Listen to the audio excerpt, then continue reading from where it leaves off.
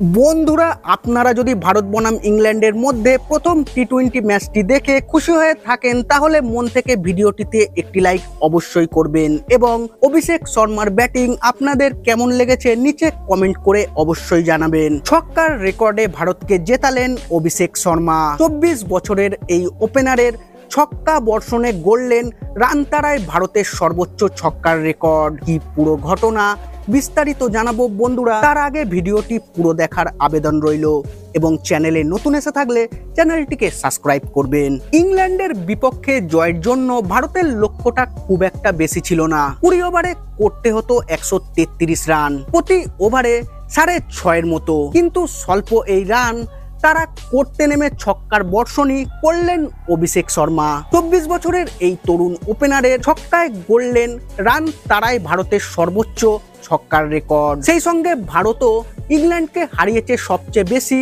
বল হাতে রেখে। ইডেন গার্ডেন্সে 5 ম্যাচের টি-20 সিরিজের প্রথমটিতে ভারত জিতেছে 7 উইকেটের বড় ব্যবধানে। এদিন ওপেনিং করতে নামা অভিষেক শর্মা দলকে জয়ের দোরগোড়ায় দাঁড় করিয়ে মাঠ ছাড়েন 34 বলে 79 রান করে। 20 বলে 50-তে পৌঁছানো ইনিংসে 5টি চারের সঙ্গে সঙ্গে 8টি ছক্কা হাঁকান অভিষেক। ভারতের টি-20 ইতিহাসে রান তাড়ায় এটি সর্বোচ্চ।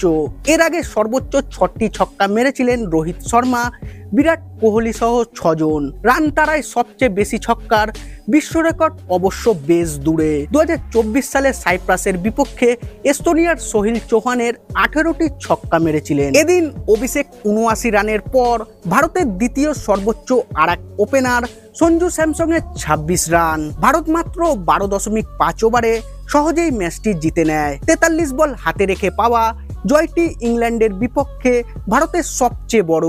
এর আগে 2012 সালে পুনেতে 158 রান তাড়ায় 13 বল বাকি থাকতে জিতেছিল টিম ইন্ডিয়া।